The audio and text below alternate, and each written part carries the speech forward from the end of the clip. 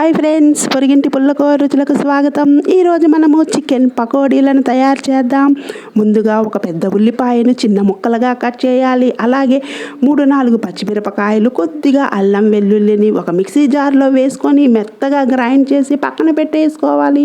ఇప్పుడు ఒక 1/2 kilo boneless chicken తీసుకొని అందులో ముందుగా మనం ఒక 1/2 టీ స్పూన్ కారాన్ని యాడ్ చేసుకోవాలి.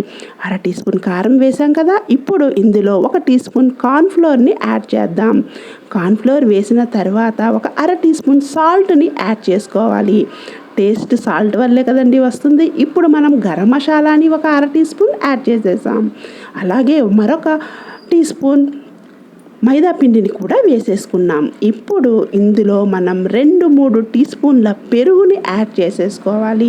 పెరుగు వేసుకున్న తర్వాత ఇందాక మనం ఉల్లిపాయలు, పచ్చిమిర్చి, అల్లం వెల్లుల్లి పేస్ట్ చేసి పెట్టుకున్నాం కదా, ఆ ముద్దను ఇప్పుడు ఈ చికెన్ పీసులకి వేసేసుకోవాలి. ఈ ముద్దను కూడా ఒక 2 టీ స్పూన్లు యాడ్ చేసిన తర్వాత ఇప్పుడు చేయి పెట్టి మనం చక్కగా ఈ పీసులు అన్నింటికి మనం వేసిన పదార్థాలన్నీ చక్కగా పట్టేలాగా బాగా మిక్స్ చేసేసి ఇందులో మనం మిరియాల పొడిని 1 టీ స్పూన్ యాడ్ చేద్దాం. మిరియాల పొడి వేస్తే సూపర్గా ఉంటుందండి. మిరియాల ఘాటు ఈ చికెన్ పకోడీలకి సూపర్గా ఉంటుంది.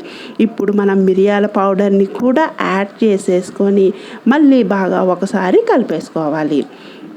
చూసారు కదా, మిరియాల పౌడర్ని కూడా వేసేసుకున్నాం. ఇప్పుడు మళ్ళీ బాగా మిక్స్ చేసేసి మూత పెట్టి 1 అవర్ నాననిద్దాం.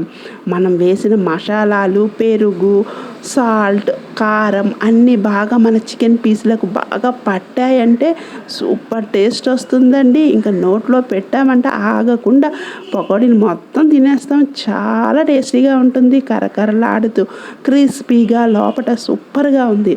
1 అవర్ తర్వాత ఇప్పుడు మనం స్టవ్ వెలిగించుకొని కళాయిలో డీప్ ఫ్రైకి సరిపడా ఆయిల్ పెట్టుకొని ఒక్కొక్క పీస్ని ఈ ఆయిల్లో వేసి ఒక 2-3 నిమిషాల పాటు అలాగే ఉంచేయాలి. ఎందుకంటే వెంటనే మనం కదిపామంటే చికెన్ పీస్కి మనం వేసిన పదార్థాలు సరిగ్గా పట్టక ఆయిల్లోకి వచ్చేస్తుంది. అందు గురించనే ఒక 2-3 నిమిషాలు కొద్దిగా వేగిన తరువాతనే మనం రెండవ పక్కకి టర్న్ చేసేసుకోవాలి. చూసారు కదా, ఇప్పుడు ఈ విధంగా రెడీ అయింది. ఇప్పుడు రెండో వైపుకి టర్న్ చేసేసుకోవాలి. ఈ విధంగా చక్కగా మనం ఫ్రై చేసామంటే మంటని లో ఫ్లేమ్లో పెట్టుకొని ఇప్పుడు ఈ చికెన్ పకోడీలను ఆయిల్లో డీప్ ఫ్రై చేస్తున్నాం. ఈ విధంగా మనం వర్షం పడేటప్పుడు వర్షాకాలంలో ఇలాగా ఘాటుగా ఉండే చికెన్ పకోడీలను తిన్నామంటే సూపర్గా ఉంటుందండి. వాతావరణం చల్లగా ఉన్నప్పుడు ఇలాంటి స్పైసీ ఐటమ్స్ని తినటం వలన చాలా బాగుంటుంది. ఒకసారి మీరు కూడా ఇంట్లో ఈ విధంగా చికెన్ పకోడీలను తయారు చేయండి. వీటితో మీకు నచ్చితే ఏ సాస్ అయినా తినొచ్చు, లేదంటే ఉత్తిగానే తినవచ్చు. ఎందుకంటే మనం మిరియాల పొడి వేసాం కదా, ఘాటు సూపర్గా ఉంటుంది. ఒకసారి ఈ విధంగా ట్రై చేయండి. ఇంకా రెడీ అయిపోయింది. మిగిలిన పీసులను కూడా ఈ విధంగానే ఫ్రై చేసేసి సర్వింగ్ ప్లేట్లో పెట్టుకొని ఉల్లిపాయ ముక్కలతో తిన్నామంటే ఇంకా సూపర్ అండి.